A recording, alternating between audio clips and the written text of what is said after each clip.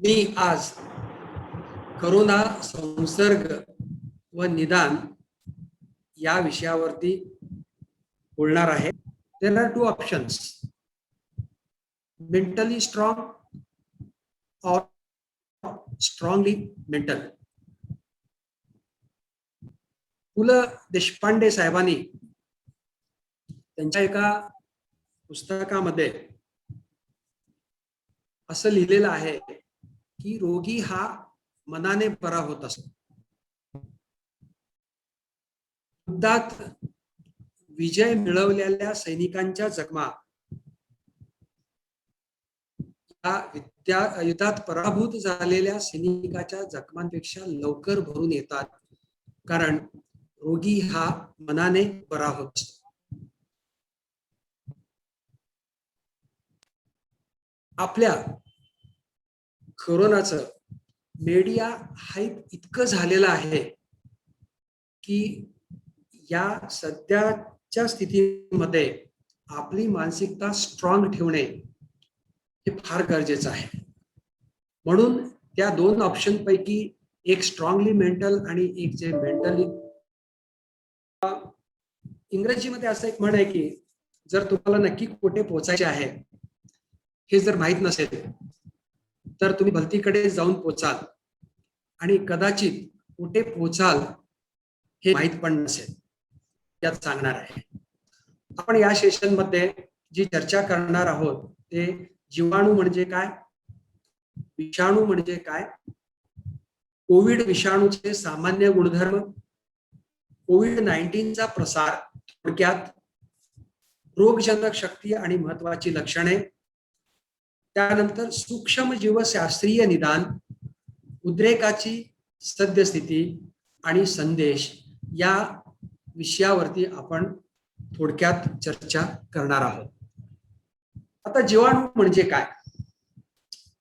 जीवाणू म्हणजे हा एक सूक्ष्म जीवाचा प्रकार आहे. याला आपण इंग्लिशमध्ये बॅक्टेरिया म्हणतो. हे एक पेशीय जीव असतात ज्या फार प्रिमिटिव्ह स्टेजच्या असतात. त्यांच्या सेलमध्ये काही नसतं. एक डीएनए सायटोप्लाझम मध्ये असतो, वर एक कवरिंग असतं आणि याच्यामुळं अनेक प्रकारचे रोग होतात. उदाहरण सांगायचं म्हणजे टीबीचे जंतू, कॉलराचे जंतू, टायफॉइडचे जंतू किंवा सिफिलिसचे जंतू हे बॅक्टेरिया या प्रकारामध्ये मोडतात. या जीवाणू व्यतिरिक्त अजून काही सूक्ष्म जीवाचे प्रकार आहेत. त्याच्यामध्ये फंगस हा एक प्रकार आहे. सध्या या म्युकरमायकॉसिस, पोस्ट कोविड म्युकरमायकॉसिस मुळे हा लोकप्रिय झालेला आहे. फंगस हा सुद्धा एक पेशीय किंवा बहुपेशीय जीव आहे ज्याचे कॅरेक्टर्स हे वनस्पती सारखे असतात, पण त्याच्यामध्ये क्लोरोफिल नसतं. त्यामुळे ते प्रोटीन सिंथेसिस, स्वतःचं अन्न तयार करण्याची क्षमता त्याच्यामध्ये नसते. या फंगसमुळे अनेक प्रकारचे रोग होतात. आत्ताच मी सांगितलं तुम्हाला, म्युकरमायकॉसिस आहे, कॅन्डिडा आहे, क्रिप्टोकोकासिस आहे, इतर अनेक रोग याच्यापासून होतात. याच्यामध्ये तिसरा प्रकार आहे अल्गी. अल्गी हा सुद्धा एकपेशीय किंवा बहुपेशीय सूक्ष्म जीव आहे. हा सुद्धा वनस्पती सारखा असतो. याच्यामध्ये क्लोरोफिल असतं आणि त्याला स्वतःच अन्न तयार करण्याची क्षमता त्याच्याकडे असते. पण हा अल्गी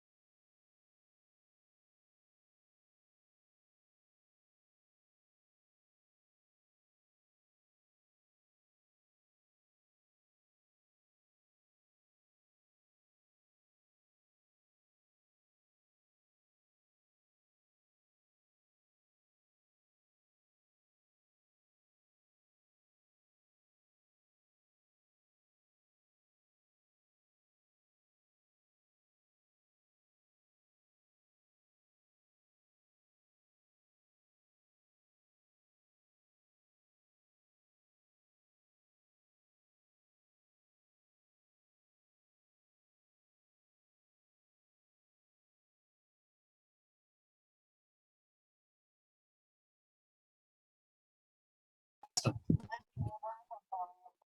याच्यामध्ये सुद्धा अनेक प्रकारचे रोग वास करण्याची क्षमता असते. एक्झाम्पल सांगायचं म्हणलं तर मलेरियाचे पॅरासाइट आहेत, अॅमिबा, जिआरडिया वगैरे वगैरे या पॅरासाइटमुळे होतात. आता याच्यानंतर हे बघा, व्हायरस म्हणजे काय? या 4 प्रकाराव्यतिरिक्त अजून एक सूक्ष्म जीवाचा प्रकार म्हणजे विषाणू. यालाच आपण व्हायरस म्हणतो. हा व्हायरस जो आहे तो इतर जीव सूक्ष्म जीवापेक्षा पूर्णपणे वेगळा आहे. त्याच्यामध्ये सेल किंवा पेशी नाही आहे. एक जिनोम आहे, आरएनए किंवा डीएनए, त्याच्यावरती प्रोटीनचं आवरण आहे. काही व्हायरस मध्ये प्रोटीनच्या आवरणावरती अजून एक वेस्टर्न आहे, लिपिड आणि प्रोटीनचं, आणि त्याला प्रोटीनचे अणकुचीदार काटे आहेत. हा व्हायरस जर कुठल्या सेलमध्ये असेल तरच तो लिव्हिंग आहे. जेव्हा तो सेलच्या बाहेर आहे किंवा शरीराच्या बाहेर आहे तो इनर्ट असतो. त्याची स्वतःची मशिनरी त्याच्याकडे नाही आहे. स्वतःच्या जीवावर तो काहीही करू शकत नाही, वाढू शकत नाही, मल्टिप्लाय होऊ शकत नाही. दुसऱ्याच्या पेशीमध्ये शिरल्यानंतरच त्याची ऍक्टिव्हिटी सुरू होते. त्याला विषाणू म्हणायचा. आता कोविड विषाणूचे सामान्य गुणधर्म काय आहे?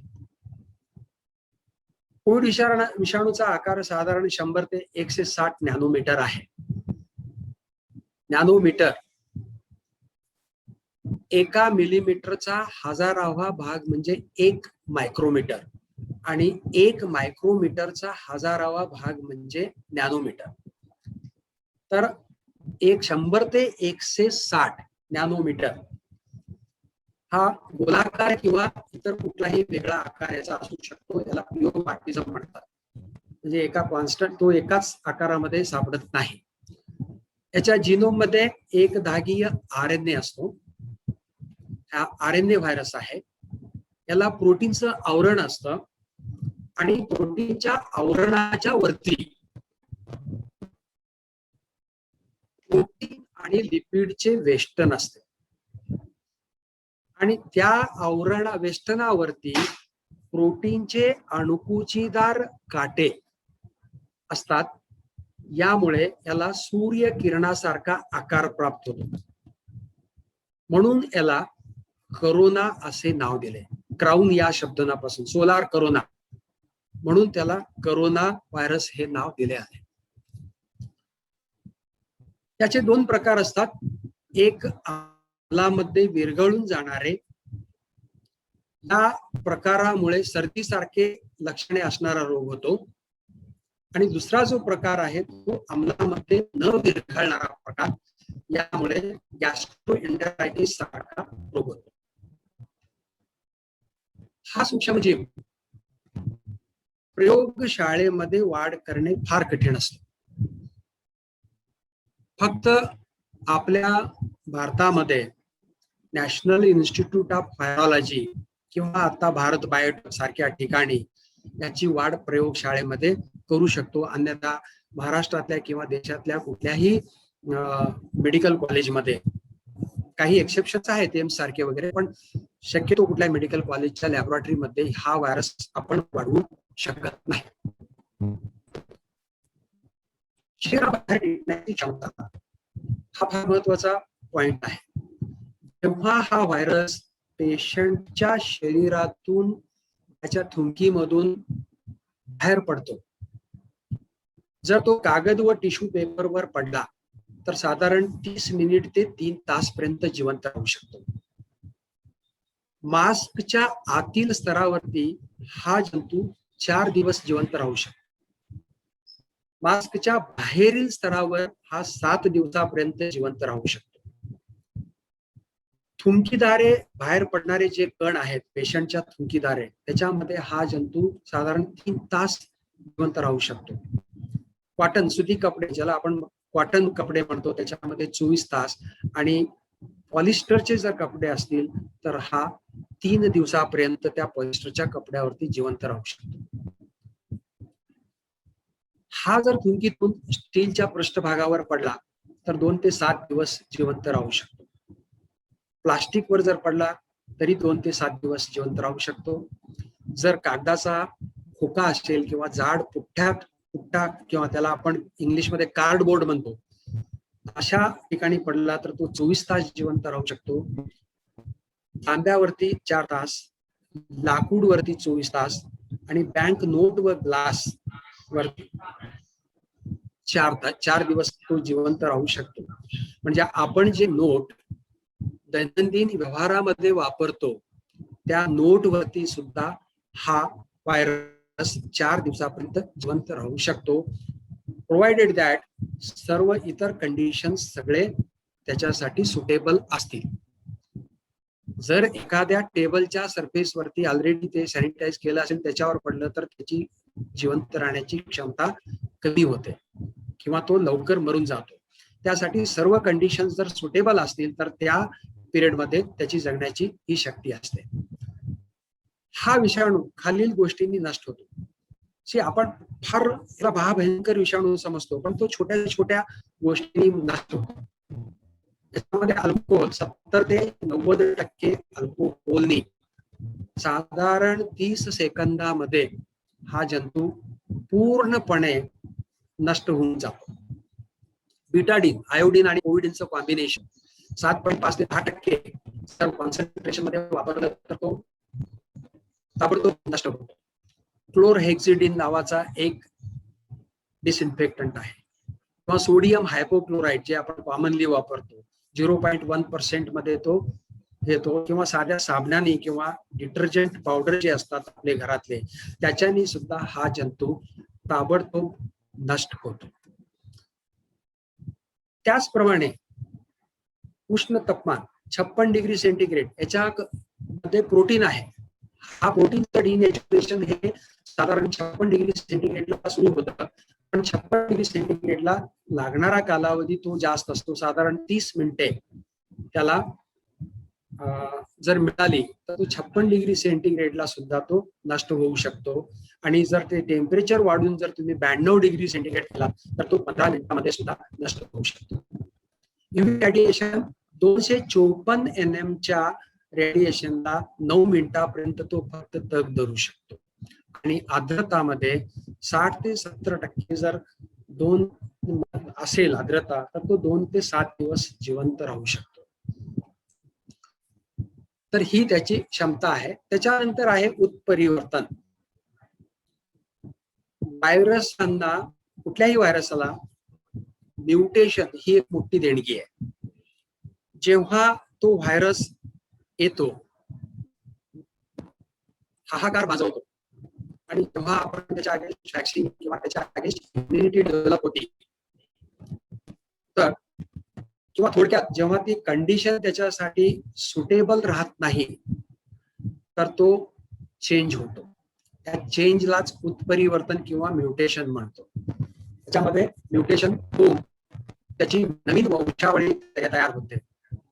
आता सध्या आपल्याकडे जी वंशावळी उपलब्ध आहे ती आहे B1617.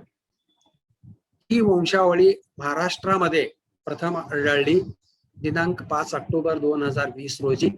हा डबल म्युटेशनल व्हेरियंट आहे. याच्यामध्ये त्याच्या सरफेसवरती जे अणकुचीदार काटे आहेत त्याच्यामध्ये जो प्रोटीन आहे त्या प्रोटीनचा हा म्युटेशन आहे आणि ही वंशावळी जास्त वेगाने प्रसारित होते. म्हणून आपण सेकंड वेव्हच्या वेळेस नंबर ऑफ केसेस हे फर्स्ट वेव्हच्या वेळेपेक्षा जास्त होते. याच्यामध्ये रिसेंटली याचं थोडं नामकरण थोडं चेंज करण्यात आलेलं आहे.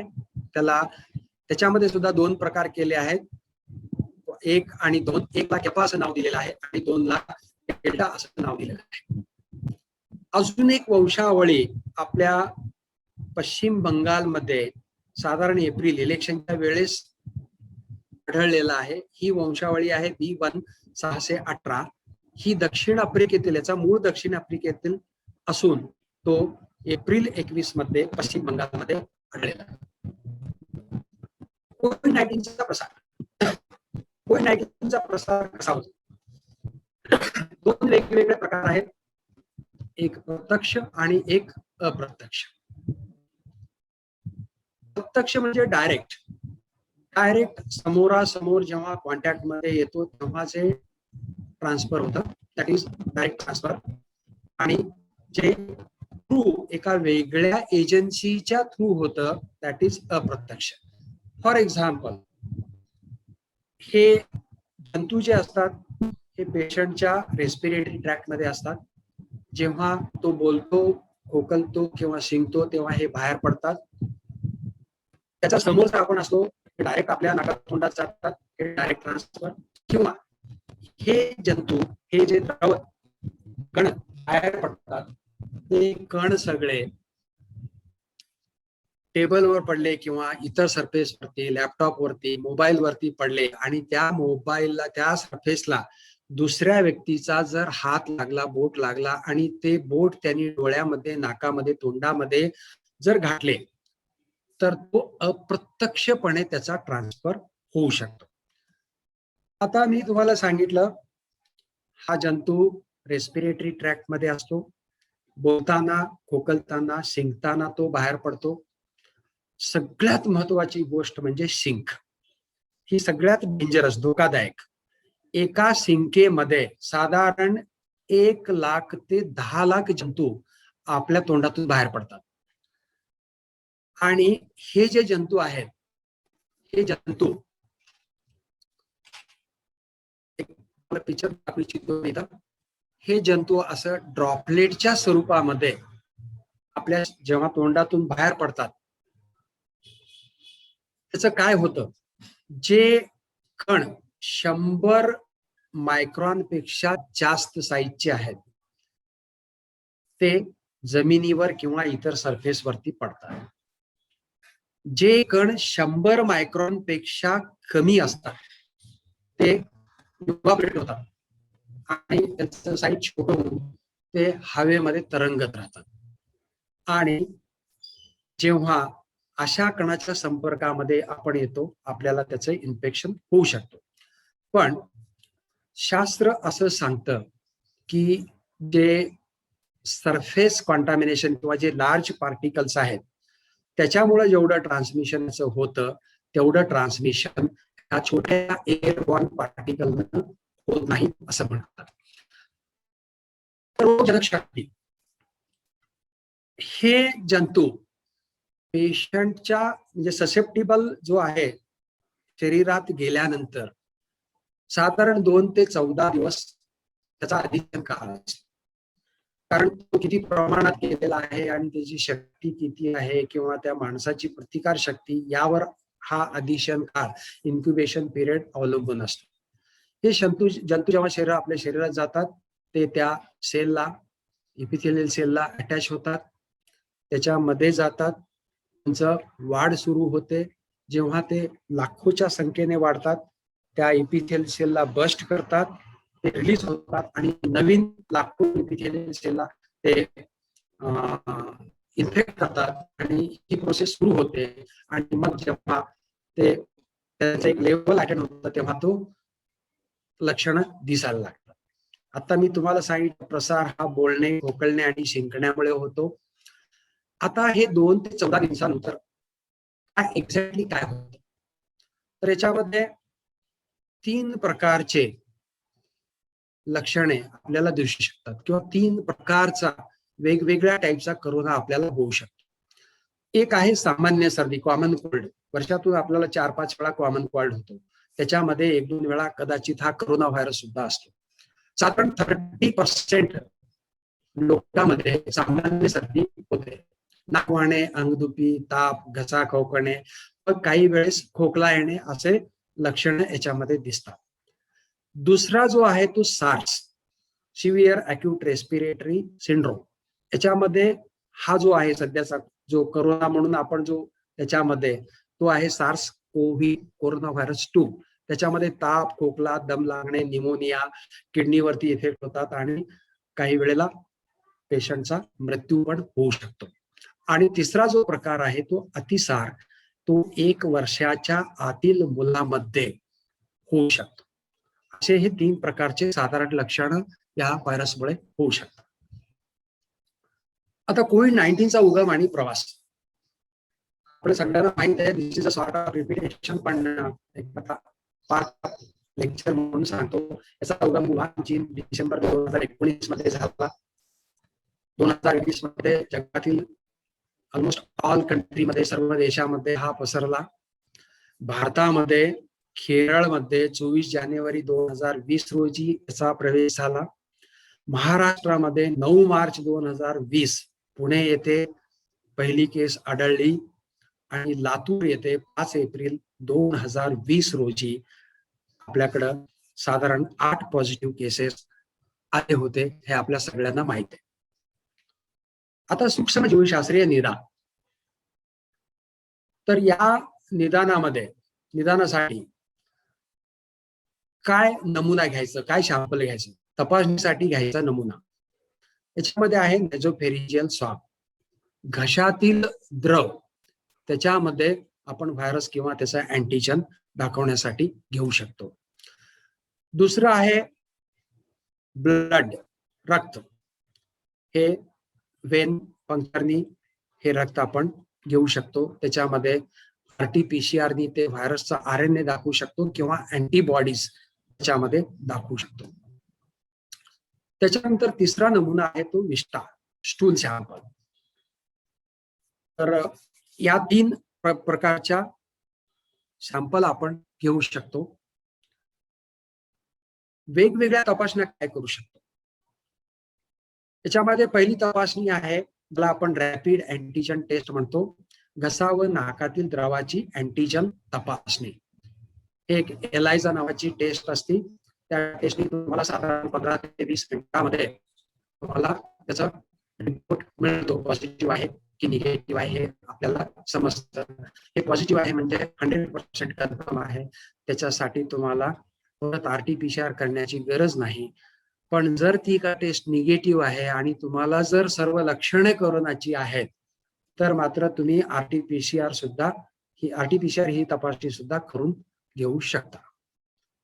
दुसरा आहे घशातील नाकातील द्रव किंवा रक्त किंवा विष्ठेची RT-PCR तपासणी. सध्या कोरोनामध्ये आपण घशातील किंवा नाकातील द्रवच घेतो, पण या व्यतिरिक्त रक्त आणि विष्ठेची सुद्धा तपासणी आपण RT-PCR ने करून ते व्हायरस त्याच्यामध्ये आहे का नाही हे पाहू शकतो. त्याच्यानंतर रक्ताचा अजून एक वापर अँटीबॉडीसाठी करू शकतो. अँटीबॉडी टेस्ट ही कन्फर्मेटरी टेस्ट नाहीये आणि याच्यामध्ये वेळ पण फार लागतो. कारण तुम्ही जर त्या पेशंटला लक्षणं दिसल्यानंतर त्याचं रक्त घेतलात आणि त्याची तपासणी केली, अँटीबॉडी दिसते, तर साधारण पुन्हा थोड्या दिवसांनी ती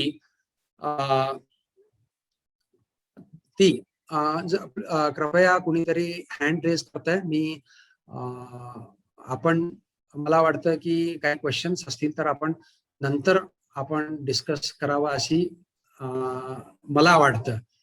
तर माहिका देशपांडेजी, आपण हँड रेज केलं तर आपण कृपया प्रश्नोत्तर नंतर घेऊ आपण. तर अँटीबॉडीसाठी रक्त तपासणीसाठी पहिलं सॅम्पल घेतल्यानंतर जर त्याच्यामध्ये अँटीबॉडी दिसल्या तर साधारण परत एकदा रिपीट करून जर त्या अँटीबॉडीचा रायझिंग ट्रेंड असेल, 4 राईज असेल, तरच ही तपासणी व्हॅलिड ठरवली जाते. त्याच्यानंतर इलेक्ट्रॉन मायक्रोस्कोपद्वारे विषाणू दर्शवणे. याच्यामध्ये घशातील द्रवामध्ये किंवा स्टूलमध्ये आपण हा विषाणू दाखवू शकतो, पण ही फॅसिलिटी फक्त पुण्याच्या NIV मध्ये, नॅशनल इन्स्टिट्यूट ऑफ व्हायरॉलॉजी मध्ये अवेलेबल आहे. इतर कुठेही ही फॅसिलिटी अवेलेबल नाही. आणि प्रयोगशाळेमध्ये विषाणूची वाढ करणे ही तर हा कठीण गोष्ट आहे.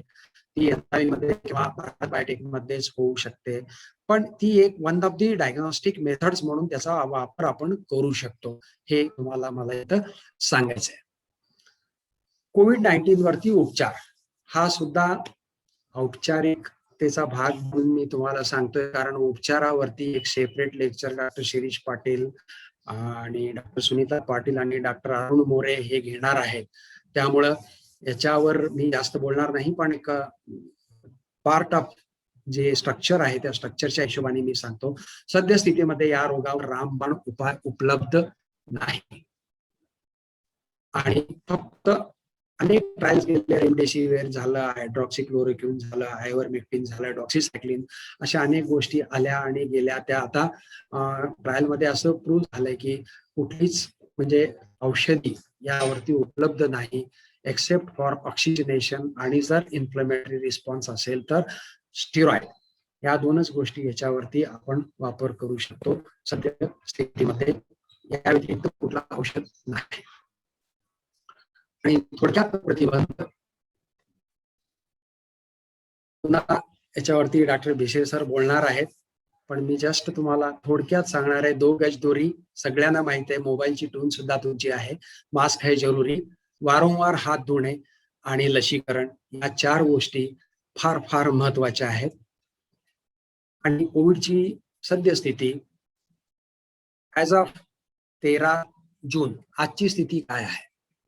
एकूण रुग्णसंख्येचा आपण जर विचार केला, साधारण 17,49,18,667 कन्फर्म केसेस आज मितीला जगामध्ये आहेत.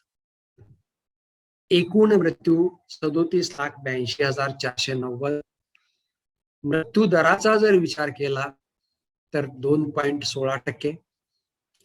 भारतातील स्थिती 2,94,39,989 कन्फर्म्ड केसेस, 3,70,384 मृत्यू. हा मृत्यू दर आहे 1.25%. आपण जगाच्या कंपॅरिझन मध्ये भारताची स्थिती ही फार चांगली आहे. साधारण 0.9% आपला मृत्यू दर कमी आहे. एक फार पूर्वी पहिल्या वेव्हच्या वेळेस एक पेपर आला होता की त्याच्यामध्ये असं केलं होतं की आसियन, त्याच्यामध्ये भारत, श्रीलंका, पाकिस्तान, बांगलादेश, नेपाळ या देशामध्ये they are gifted with a special immune response gene आणि नॅचरल किलर सेल नावाचे सेल असतात. त्यामुळं इंडियन्स लोकांची जी इम्युनिटी आहे ती इतरांच्या कंपॅरिझन मध्ये तगडी आहे आणि त्यामुळं कोरोनाचा जास्त त्रास इंडियन लोकांना होणार नाही असं त्या पेपरमध्ये त्यांनी प्रोसेट केलं होतं. आणि ती गोष्ट खरी आहे. आपल्याकडे जे मृत्यू आहेत हे जे आहेत हे सुद्धा जास्तीचे आहेत. याच्यामध्ये कितीतरी मृत्यू भीतीपोटी झालेले आहेत. तर एवढे फायदा नको पाहिजे. महाराष्ट्रातील सद्यस्थिती जर पाहिली तर 58,91,550 केसेस, 1,08,333 मृत्यू. मृत्यू दर हा 1.83 आहे.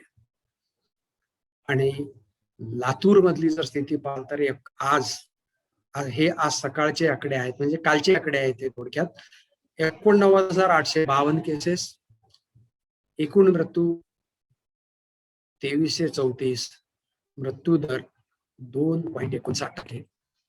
हा मृत्यू दर महाराष्ट्र आणि भारताच्या कंपॅरिझन मध्ये जास्त आहे. कारण आपण प्रत्येक गोष्टीमध्ये लातूर पॅटर्न म्हणजे काहीतरी वेगळं आहे, त्याप्रमाणे इथं पण आपण वेगळेपणा दाखवत आहोत. आणि हे फक्त आणि फक्त आपल्यामुळं आहे. आपल्याकडील लोक थोडं जास्त बिनधास्त आहेत, दुखणं अंगावर काढतात. जेव्हा दुखणं जास्त होतं तेव्हा नाही तिथं जातात. जर ते व्यवस्थित ट्रीटमेंट, म्हणजे हा जो आहे तो फिजिशियनचा डिसीज आहे. जर आपण फिजिशियनच्या हाताखाली गेलो, फिजिशियन कडे गेलो तर निश्चितच याच्यामध्ये फार मोठा मृत्यूदरामध्ये फरक पडला असता. पण आपण अनेक गावठी उपचार पासून ते अनेक अनेक अनेक अनेक गोष्टी आपण करत बसतो, त्यामुळं हा मृत्यूचा दर जास्त आहे असं माझं पर्सनल मत आहे. महत्वाचा संदेश, टेक होम मेसेज. कोविड-19 आपण समजतो तेवढा घातक नाही. मृत्यूदर अतिशय कमी, 2% कमी आहे. जर तुम्ही स्वाईन फ्लू किंवा इतर अनेक जे रोग आहेत, इन्फेक्शियस डिसीज, त्यांचा मृत्यूदर पाहिला तर त्या हिशोबाने हे कोरोनामुळे होणारा मृत्यूदर हे फार कमी आहे. लसीकरण हा एक आशेचा किरण आहे. लसीकरण आशेचा किरण आहे. प्रतिबंध हा, असं म्हणतात की prevention is better than cure. प्रतिबंध हा उपचारापेक्षा बरा. पण कोविड-19 साठी प्रतिबंध हाच उपचार आहे. कारण no specific therapy is available, म्हणून प्रतिबंध हाच उपचार आहे असं समजायला हरकत नाही. आणि म्हणून प्रतिबंधात्मक उपायाकडे गांभीर्यानं पहा. नियमाचं गव्हर्नमेंट जे सांगतं, सरकार जे सांगतं, किंवा अपेक्स मेडिकलची अपेक्स पार्टी सांगते, त्याचं काटेकोरपणे पालन जर केलं तर निश्चितच फरक पडेल. त्यासाठी प्रतिबंधात्मक उपायाकडे गांभीर्याने पहा. धन्यवाद. मी मनापासून डॉक्टर संतोष कुलकर्णी सर, आमचे मित्र डॉक्टर भिसे सर व या स्मृती प्रतिष्ठानचे सर्व पदाधिकारी मनापासून धन्यवाद देतो. मनोहर कबाडे सर आलेत, आत्ता जॉईन झालेत, तर मी मनापासून धन्यवाद देतो. नमस्कार नागोबा सर. नमस्कार. नमस्कार सर. नमस्कार. मी सुरुवातीपासून आहे सर याला, आपल्या या सेशनला सुरुवातीपासून आहे. पण हे व्हिडिओ 1-2 क्लिप मध्ये एक प्रश्न असा निर्माण झाला की हे जे आहे व्हायरस, कोविड-19 व्हायरस, हे लॅबोरेटरी मध्ये याची वाढ होऊ शकत नाही. असं वाढ होऊ शकते, फार डिफिकल्ट आहे. मग आता माझा प्रश्न असा आहे की वुहानच्या लॅबोरेटरी मधून बाहेर आला असा एक लोकांमध्ये जो समज आहे, त्याच्याबद्दल काय म्हणायचं? म्हणजे याचा उगम कुठून झाला? उगम हे तर सर्व म्हणजे सर्व ज्ञात आहे की त्याचा उगम हे वुहान, चायनामध्ये झाला. पण मग लॅबोरेटरी मधून झाला की बॅट मधून झाला याच्याबद्दल दुमत आहे. चायना म्हणते की आम्ही त्या बॅट मधून झाला, आणि अमेरिका म्हणते की चायनाच्या लॅबोरेटरी, वुहान लॅबोरेटरी मधून झाला. याच्यामध्ये आपण कन्फर्म हा सर. आणि आता दुसरा एक प्रश्न असा आहे की याला स्पेसिफिक ट्रीटमेंट नाहीये, तर याचं मॉर्टॅलिटी तर 1.5-2% पर्यंतच आहे. मग पेशंट जे दुरुस्त होत आहेत, तर डॉक्टरांचं ट्रीटमेंटचा प्रोटोकॉल कसा ठरवला जातो? सर, जेव्हा हा जो व्हायरस आहे तो नवीन व्हायरस आहे, याच्याच ट्रीटमेंट बद्दल कोणालाच काही माहित नव्हतं. हे जे सगळं चाललं होतं ते ट्रायल अँड एरर बेसिस वरती या गोष्टी चालल्या होत्या. आणि जेव्हा त्या ट्रायल मध्ये अनेक ट्रायल केल्यानंतर त्या प्रूव्ह होत गेल्या, तसं ते एक गोष्ट मागं पडत गेली. आता हायड्रॉक्सी क्लोरोक्विन आपण अमेरिकेच्या ट्रम्प साहेबांनी टननी आपल्याकडून नेले.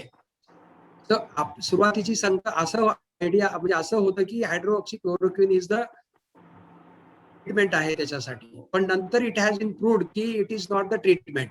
असं एक गोष्टी, प्लाझ्मा थेरपी आली. प्लाझ्मा थेरपी थोडे दिवस इतक्या जोरात चालली की प्रत्येक म्हणजे प्लाझ्मा थेरपी, पण नाऊ इट इज आउटडेटेड. किंवा रेमडेसिविरचं पण तसंच झालं. अशा ह्या गोष्टी सगळ्या ट्रायल अँड एरर बेसिस वरती होत्या. जेव्हा ते प्रूव्ह होत गेल्या त्या ट्रायल मधून, तेव्हा ते एक मार्ग पडत गेल्या. आणि आज मितीला ऑक्सिजनेशन आणि इन्फ्लेमेटरी रिस्पॉन्स साठी मिथाइल प्रेडनिसोलोन या दोनच गोष्टी आता राहिलेल्या आहेत. प्रोटोकॉल मधील सगळ्या गोष्टी बाहेर पडलेल्या आहेत. आणि एक मिनिट थोडं सर मी इंटरप्ट करतो सर. आपला एक विषय स्पेशल दोन सेशन आपले हे कोविडच्या उपचार पद्धतीवरती आहेत. आणि त्या दरम्यान आपण अतिशय विस्तृतपणे कोविडची जी उपचार पद्धती डॉक्टर्स जे करतात आणि एवढी कमी मॉर्टॅलिटी असताना सुद्धा नेमका त्यांच्या ट्रीटमेंटचा काय रोल आहे, ट्रीटमेंट का देणं आवश्यक आहे, त्याचा फायदा काय आहे, त्या सर्वावरती अतिशय विस्तृत असं विवेचन 2 सेशनमध्ये केलं जाणार आहे सर. आणि त्यावेळेस निश्चितच आपल्या सर्व प्रश्नाची उत्तरे मिळतील असं मला वाटतं सर.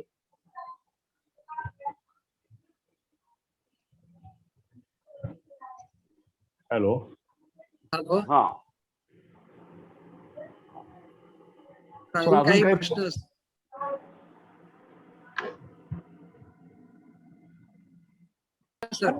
आपण जी माहिती दिली खरोखरच उपयुक्त माहिती होती आणि चांगली माहिती दिली. मला प्रश्न असा विचारायचा आहे की शासन म्हणतात की तिसरी लाट येणार आहे. आता सर्व लोक लसीकरण होत आहे आणि बहुतेक लोक प्रतिबंधात्मक उपाययोजना सुद्धा करत आहे, लसी घेत आहे.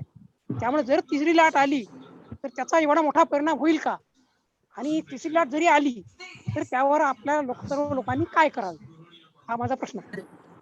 एक तर माझ्या म्हणजे सद्विवेक बुद्धीला जेवढं पडतं त्याप्रमाणे तिसरी लाट ही एवढी मोठ्या प्रमाणात येणार नाही. कारण आता व्हॅक्सिनेशन जर झालं, मॅक्झिमम जर व्हॅक्सिनेशन झालं आणि प्रतिबंधात्मक उपाय जर आपण घेतले तर ही तिसरी लाट एवढ्या मोठ्या प्रमाणात येणार नाही असं मला वाटतं. ओके सर, धन्यवाद. ओके.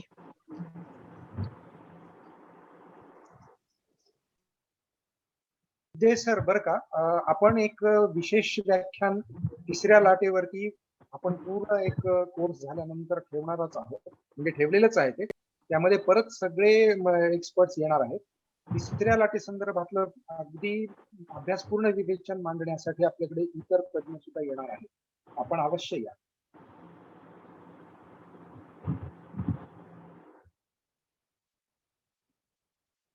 अजून एक प्रश्न असा इथं चॅट बॉक्स मध्ये दिसतोय की for Covid affected patient after how many days 2 doses of vaccine can be allowed. तर याच्याबद्दल मला असं सांगायचं आहे की जे CDC आहे, सेंटर फॉर डिसीज कंट्रोल, त्यांचं मत असं आहे की साधारण 90 दिवसानंतर व्हॅक्सिन घ्यावं. ज्यांना कोरोना झालेला आहे त्यांनी 90 दिवसानंतर व्हॅक्सिन घ्यावं असं त्यांची म्हणजे CDCचे गाईडलाईन्स आहे.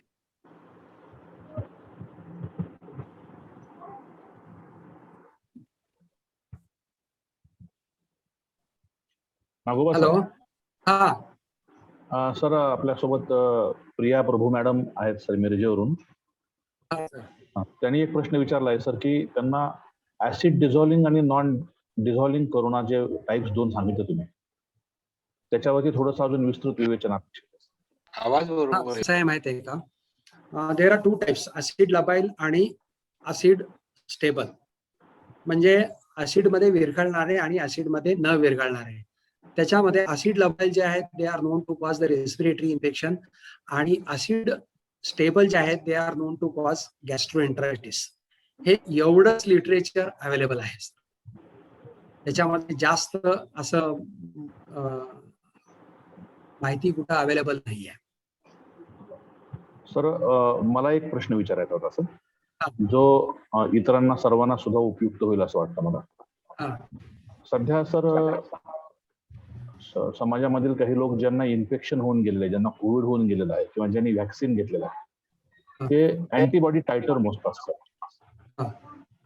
आणि अँटीबॉडी टायटर ही व्हायरसशी निगडीत असल्यामुळं आजच्या लेक्चरमध्ये थोडंसं अपेक्षित होतं की ते अँटीबॉडी टायटर नेमकं का वाढतं, त्या मोजण्याचा हेतू काय आहे, कुठल्या व्हॅल्यूज नॉर्मल आहेत, किती व्हॅल्यू असल्यानंतर नेमकं काय त्याचं इंटरप्रिटेशन करायचं, याविषयी तुम्ही थोडक्यात बोलावं सर, जेणेकरून त्यावरती सर्व प्रकाश पडले. तर कसं आहे, अँटीबॉडी टायटर त्याच्यामध्ये इतके व्हेरिएशन्स आहेत सर.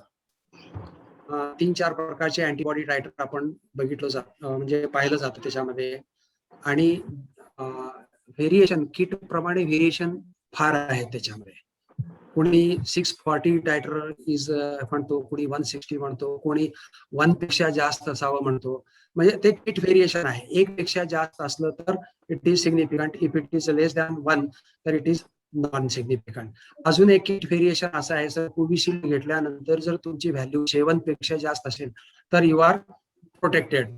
काही लोकांची व्हॅल्यू जी आहे ती 2120 वगैरे आलेली आहे आणि काही लोकांची व्हॅल्यू ही 44-45 आहे.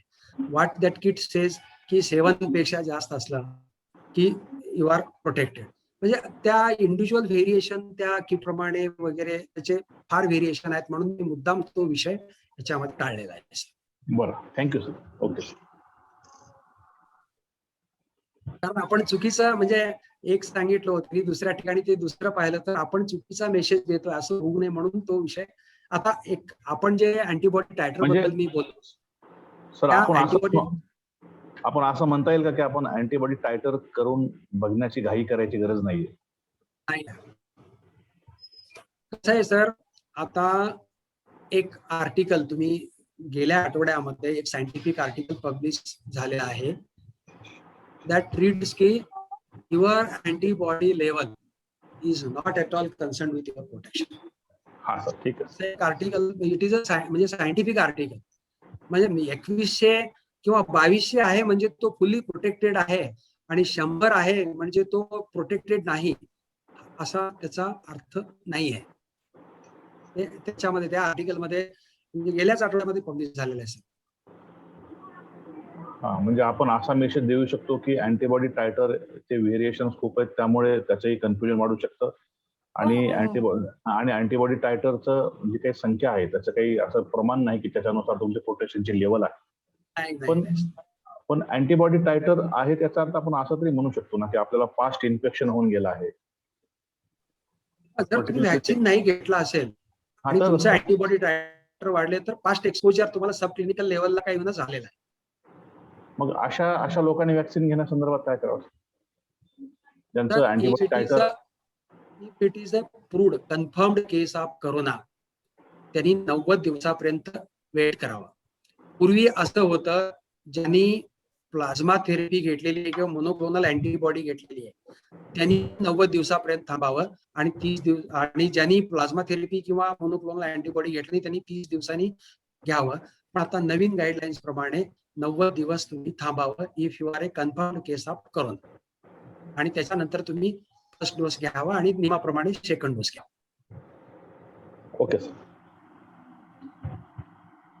आता हे म्युटेशन्स म्हणतोय आपण की हा पहिला म्युटेशन आलं, दुसरं म्युटेशन आलं, तर आपल्याला HIV व्हायरसचं नोंद होतं की ते म्युटेशन झाले म्हणून त्याला व्हॅक्सिन नाही करता आली, डेव्हलप नाही होऊ शकली.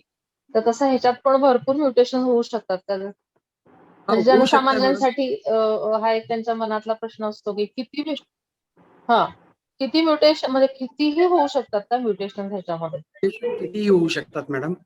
आता H1N1 जे आहे H1 H5N1 वगैरे असे अनेक प्रकार त्याच्यामध्ये आले. तसं याच्यामध्ये पण सध्याचे जे म्युटंट आहे त्या म्युटंटच्या अगेन्स्ट सध्याचे व्हॅक्सिन इफेक्टिव्ह आहेत असं सध्याचा रिपोर्ट आहे. सध्याचे व्हॅक्सिन जे इफेक्टिव्ह म्युटंट असो, त्यामुळं सध्या तर काही म्हणजे त्याची चिंता सध्या तरी म्हणतोय आपण. पण जर मेजर जर शिफ्ट बरोबर तर आपल्याला नवीन व्हॅक्सिन पुन्हा त्याच्या अगेन्स्ट मध्ये तयार करावं लागेल. बरोबर. आणि ते होऊ शकतं madam. It is a characteristic feature of virus. Virus मध्ये म्युटेशन इज व्हेरी कॉमन. असंही होऊ शकतं का की हे म्युटेशन होऊन तो एकदा नॉन पॅथोजेनिक म्हणजे त्याची रोग करण्याची क्षमताच नष्ट होऊन जाईल असं पण होऊ शकतं का? काही सांगता येत नाही. त्याच्यामध्ये there are 2 things, exaltation and attenuation. It passes through the susceptible host. There may be exaltation. If it passes through robust host, there may be attenuation. त्याचं आपण प्रिडिक्ट करू शकत नाही मॅडम, अटेन्युएशन होईल का एक्झाल्टेशन. सर एक प्रश्न आहे सर डॉक्टर कराड सरांचा, की त्यांना नॉन अल्कोहोलिक फॅटी लिव्हर असल्यास व्हॅक्सिन घ्यावं का? त्याच्याबद्दल काहीच वाचनामध्ये नाही आहे सर. सर मोस्टली घ्यावं असं अनेक ठिकाणी म्हणजे याच्याबद्दल असं काही लिटरेचरमध्ये वाचलेलं नाहीये सर. मी तुम्हाला उद्या किंवा परवा मी काही लिटरेचर आहे का बघून शोधून मी एक्झॅक्ट तुम्हाला सांगू शकतो, पण आज या घडीला घ्यायला काही हरकत नाही असं मला वाटतं. हो सर, म्हणजे गव्हर्नमेंट ऑफ इंडियानं ज्यावेळेस वॅक्सिनेशन सुरू केलं होतं सर, त्यावेळेस त्यांनी कॉन्ट्राइंडिकेशनची यादी दिली होती. पुढची सत्र आपल्याकडे आहेत बरीचशी, त्यामुळे सर सुद्धा परत परत आपल्या सोबत येणार आहे. आणि हा आपला नुसतं काही प्रश्नोत्तर म्हणजे उत्तर दिलं आणि संपला असा भाग नाहीच आहे. हा आपला अव्याहत चालणारा एक चिंतनाचा विषय आहे. त्यामुळे आपण परत परत आलेले प्रश्न पुन्हा सुद्धा घेऊ शकतो. आपण पुन्हा परत एकदा त्याच्यावरती अवश्य विचार करू. सर, चॅट बॉक्स मधले प्रश्न जवळपास सगळे कव्हर झाले सर आपण. सर, मला एक म्हणजे मला असं दिसतं की बरेच इथे शाळेतले पण विद्यार्थी आहेत. आमच्या पानगावच्या दोन्ही शाळा आहेत, तिरुपती विद्यालय आणि सरस्वती विद्यालय. तिथले शिक्षक देखील आज इथे उपस्थित आहेत आणि त्यांचेही काही प्रश्न निश्चितपणे असणार आहेत. तर पानगावच्या शाळांमधले काही विद्यार्थी आहेत, त्यांना आजच्या विषयासंदर्भात काही प्रश्न असतील तर त्यांनी अवश्य विचारावेत, विनंती करतो. त्यांचे पालकही आहेत, त्या पालकांनी सुद्धा प्रश्न विचारावेत अशी मी विनंती करतो.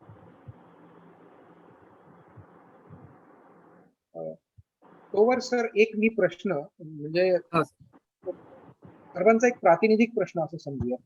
त्याचं कारण असं की आणखीनही ही चर्चा केली जाते की विषाणूचा आकार अतिशय लहान आहे आणि तरी सुद्धा आपण मास्क वापरा असं सारखं सांगतो आहोत.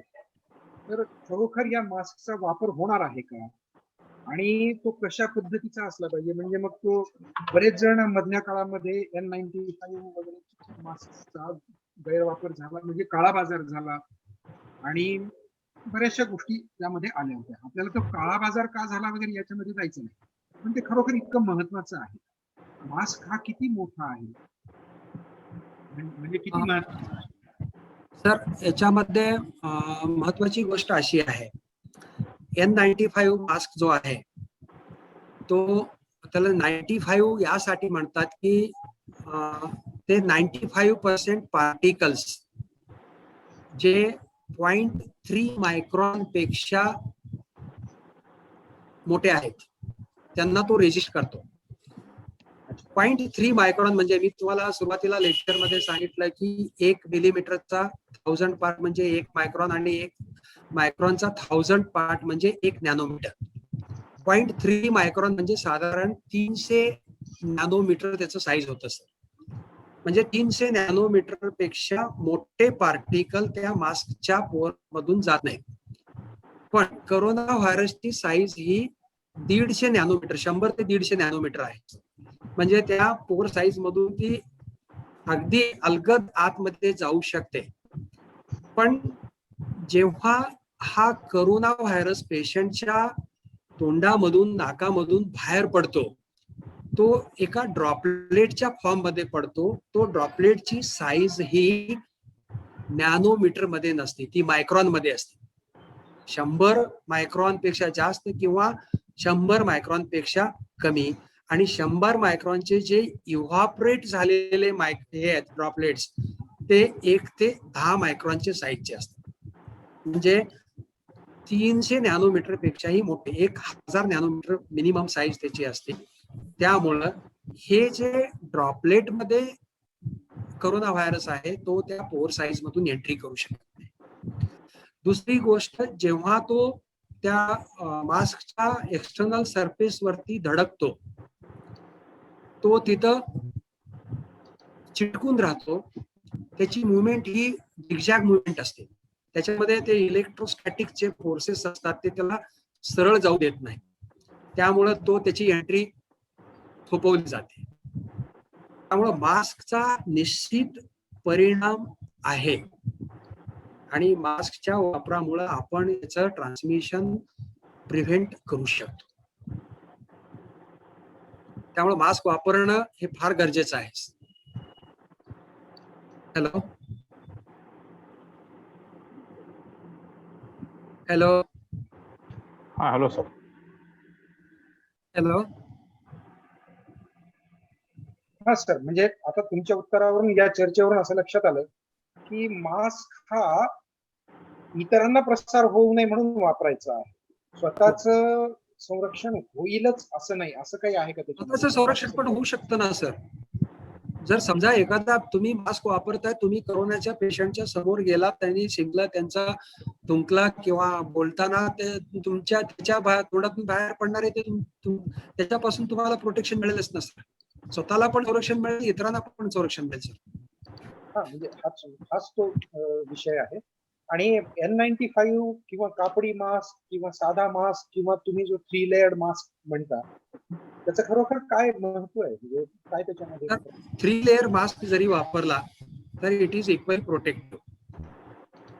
त्या 3 लेअर मास्क मध्ये माझं सजेशन असं असेल की मधलं जे लेअर आहे ते कॉटनचं असावं किंवा फॅब्रिकचं, म्हणजे कॉटनचं असावं. त्याच्यामध्ये इट इज अ ऍब्सॉर्बंट, म्हणजे ते मटेरियल ऍब्सॉर्ब करणारं असावं.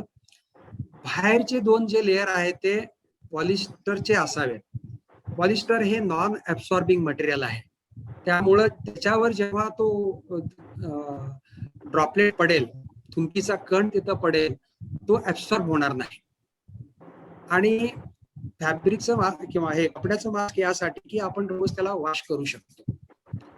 N95 मास्क असं आहे की तुम्ही त्याला रियूज करू शकता after heating at 70 degree centigrade किंवा UV लाईटला एक्सपोज केल्यानंतर, किंवा व्हेपराइज्ड H2O2 हायड्रोजन पेरॉक्साईडचा त्याच्यावर वापर करून तुम्ही फक्त मॅक्झिमम 3 वेळा यूज करू शकता. पण हे जे कापडी मास्क आहे याला तुम्ही रोज धुवून, आता मी तुम्हाला सांगितलं की तो मास्कच्या एक्सटर्नल सरफेस वरती 7 दिवस जीवन तो राहू शकतो. त्यामुळे रोज जर धुतलं, रोज त्याला जर साबणाने धुतलं तर ते तो प्रश्न उद्भवत नाही. त्यामुळे कापडी mask is better than N95 for common public. N95 हा डॉक्टरांसाठी किंवा हेल्थ केअर वर्करसाठी वापरण्यात यावा, असं माझं पर्सनल मत. आणि हॅलो. म्हणजे याचा अर्थ मास्क हा वापरलाच पाहिजे. वापरलाच पाहिजे सर. आणि कोरोनाचं काही चान्सेस असतात, काही कुठे कुठे संधी असते, तो जिथे संधी मिळेल तिथे जातो. कदाचित मास्क न त्याची संधी आपण कमी करतो, हा महत्वाचा मेसेज आपण देऊ शकतो ना. कारण ग्रामीण भागामध्ये ते असंही म्हणतात ना की हे हवेतून काही पसरत नाही, मग मी कुठंच आजूबाजूला माझ्या कोणी नसेल तर मी मास्क कशाला वापरू. पण तरी सुद्धा आपण कोणत्या वेळेला कधी कोणत्या गर्दीत जाऊ, कोण आपल्या संपर्कात येईल हे आपल्या हातात नसल्यामुळं तो सतत वापरणं ही कधी वापरणं गरजेचं आहे. बाब आहे. काही विद्यार्थी आहेत, विद्यार्थ्यांचे काही प्रश्न आहेत का?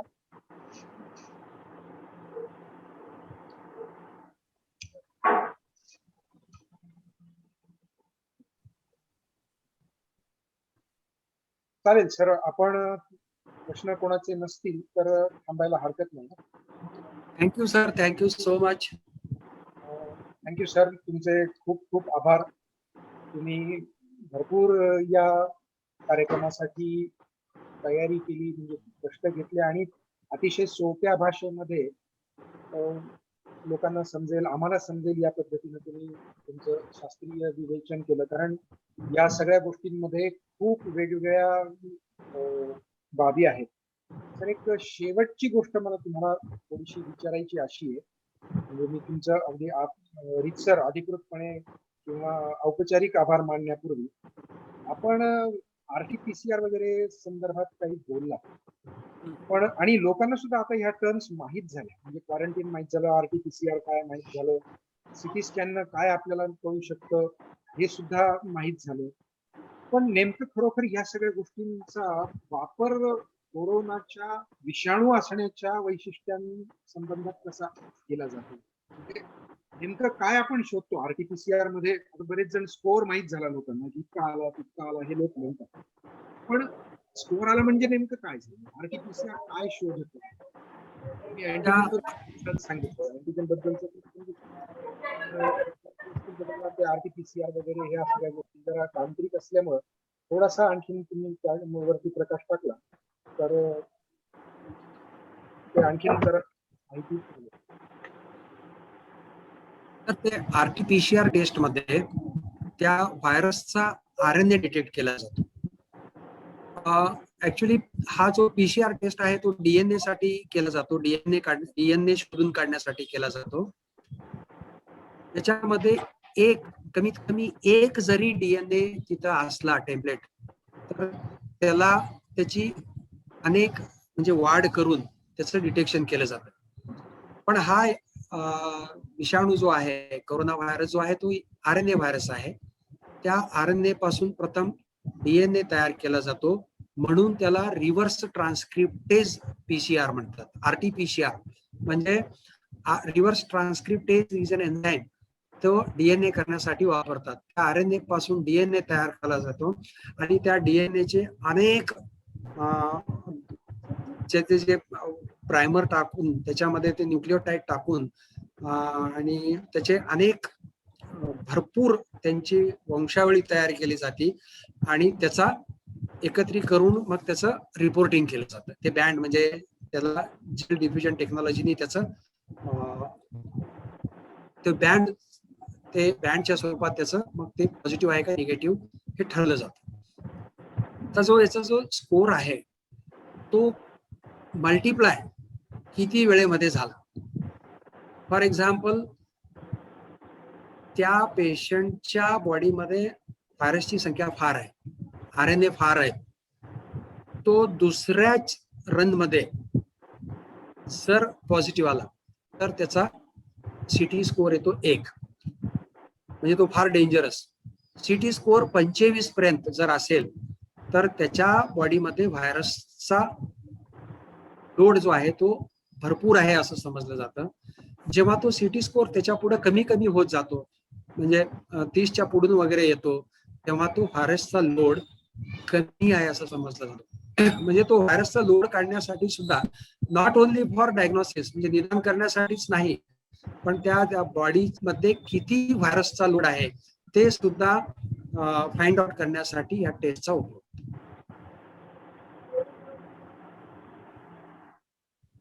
चालेल, धन्यवाद सर, आपण खूप छान माहिती दिली. Thank you sir, thank you so much. तुमचे सुधाकरराव कुलकर्णी स्मृती प्रतिष्ठान आणि त्या अंतर्गत असलेली मराठी विज्ञान परिषदेचा जो पानगावचा विभाग आहे, त्या दोन्ही संस्थांतर्फे आपले मनपूर्वक आभार. औपचारिक आभार मानावेत असं खरं म्हणजे तुमच्या बाबतीत म्हणता येणार नाही आणि त्यातून आम्ही मुक्त पण होऊ शकणार नाही, कारण एकतर आपल्याला हा प्रवास खूप मोठा आहे, तो करायचाही आहे. पुढचे बरेचसे अजून तज्ञ व्याख्यान देणार आहेत आणि त्यामुळं मी सर्व श्रोत्यांना सुद्धा अशी विनंती करतो की दर रविवारी संध्याकाळी 5 वाजता आपण याच झूमच्या मीटिंगच्या माध्यमानं भेटणार आहोत आणि वरचेवर असं ज्ञान घेत राहणार आहोत. नागोबा सर स्वतः सुद्धा परत एकदा रुजुता अयाचित मॅडम ज्या आहेत त्यांच्यासोबत येणार आहेत आणि सातत्यानं सर, नागोबा सर, तुमचं आम्हाला पाठबळ, तुमचं इथे तुमचा पाठिंबा असणं अत्यंत आवश्यक आहे, कारण बरेचसे श्रोते खूप शंका घेऊन आज नाही आले तर उद्या येतील, कुठल्या सत्रात येतील, तर तुमचं सातत्यानं म्हणजे आमच्यावर लक्ष असावं आणि तुम्ही सातत्यानं आमच्यासोबत आणि आजच्या अत्यंत माहितीपूर्ण अशा व्याख्यानाबद्दल मी आपले खूप खूप आभार मानतो. चॅटबॉक्स मध्ये पुष्कळसे शेरे आलेले आहेत, शेरे म्हणजे चांगले शेरे आहेत, शेरा काही नेहमी दरवेळेला वाईटच असं खूप जणांनी खूप चांगले उद्गार काढलेले आहेत आणि हे दिसून आलं की लोकांना या सगळ्या ज्ञानाची झाली. या भेटत राहू. आपले खूप खूप आभार. त्याचप्रमाणे या पूर्ण प्रवासामध्ये डॉक्टर भिसे सर समन्वयक म्हणून आमच्या सोबत आहेत. मी भिसे सरांना अशी विनंती करतो की त्यांनी आजच्या या सभेचा समारोप करावा. आज आमचे अध्यक्ष इथे नाहीयेत, आमचे नानासाहेब राठार सर आहेत, ते प्रकृती अस्वस्थतेमुळे येऊ शकले नाही, पण मग मी आज समन्वयकांना अशी विनंती करतो आणि या सत्राचा समारोप. धन्यवाद सर. आपल्या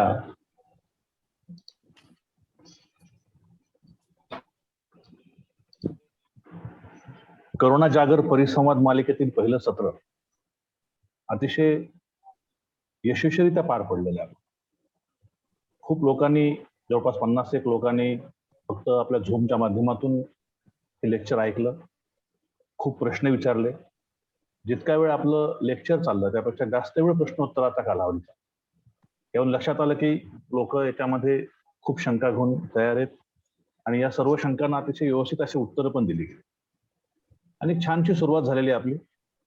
निश्चितच मला आशा आहे की हे करोना जागर परिसंवादातील आपली इथून पुढे येणारे सर्व सत्र सुद्धा अशाच पद्धतीनं अतिशय हसत खेळत आणि अकॅडमिकली एकमेकासह ज्ञान प्रदान करत चालू राहतील अशी अपेक्षा व्यक्त करतो. आजचा हा सेशन त्याचे जे तज्ज्ञ होते डॉक्टर BS नागोबा सर यांनी अतिशय सोप्या भाषेत आणि अतिशय विस्तृतपणे त्या संपूर्ण विषयाची आपल्याला माहिती दिली. त्यानंतर त्यांनी विविध विचारल्या गेलेल्या प्रश्नाची अतिशय समाधानकारक अशी उत्तरं पण सर्वांना दिली आणि एक लाईव्ह असं इंटरॅक्टिव्ह सेशन आता छानसं पार पडलं. या सेशनसाठी अजित मॅडम उपस्थित होत्या, मंत्री मॅडम उपस्थित होत्या, प्रिया देशपांडे मॅडम उपस्थित होत्या. या सर्वांचे पण एक वेगळे आभार आम्ही मानतो आणि नागोबा सरांचे आभार मानतो. या आजच्या सेशनसाठी ज्यांनी टेक्निकल गोष्टीसाठी सहकार्य केलं त्या सर्वांचे आभार मानतो. तसेच या आजच्या सेशनच्या ज्यांनी इतर सर्व सोशल माध्यमामध्ये याविषयी इतरांना माहिती दिली, जास्तीत जास्त लोकांना यामध्ये जोडण्यासाठी प्रयत्न केला, अशा ज्ञात अज्ञात सर्व लोकांचे आभार मानतो आणि आपला आजचा हा पहिला सेशन संपला असं मी जाहीर करतो आणि दुसऱ्या सेशनसाठी परत आपण भेटूया पुढल्या रविवारी. धन्यवाद.